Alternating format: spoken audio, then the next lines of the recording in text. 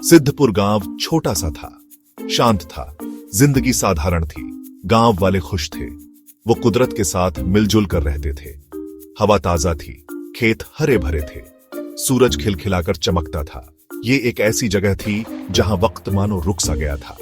गांव वाले ज्यादातर किसान थे। वो खूब मेहनत करते थे। एक दिन सब बदल गया। एक अजीब चीज हुई। कुछ ऐसा हुआ जिसने गांव की नींव हिला दी। एक सुबह गांव वाले एक अजीब नजारे को देखकर उठे। रातों रात एक बड़ी सी काली अंगूर की बेल उगाई थी। ये गांव के चौक के बीचों बीच थी। किसी को नहीं पता था कि ये कैसे आई। ये अंगूर की बेल ऐसी थी जैसी उन्होंने पहले कभी नहीं देखी थी।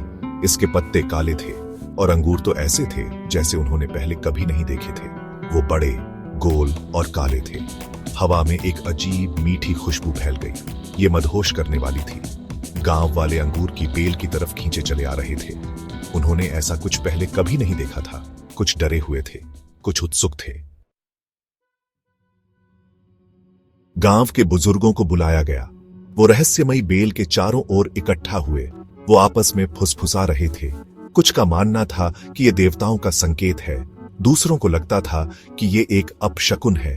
नई पीढ़ी के विचार अलग थे। वो ज्यादा व्यावहारिक थे। उनका मानना था कि इसकी कोई वैज्ञानिक व्याख्या जरूर होगी। वो बेल का अध्ययन करना चाहते थे, इसके गुणों को समझना चाहते थे।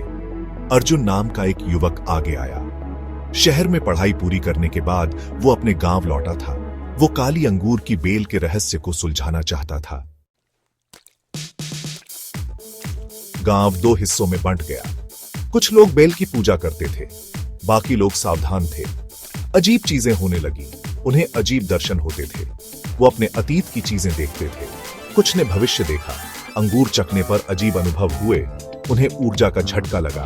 कुछ लोग ठीक हो गए, कुछ पागल हो गए। गांव में उथल पुथल मच गई।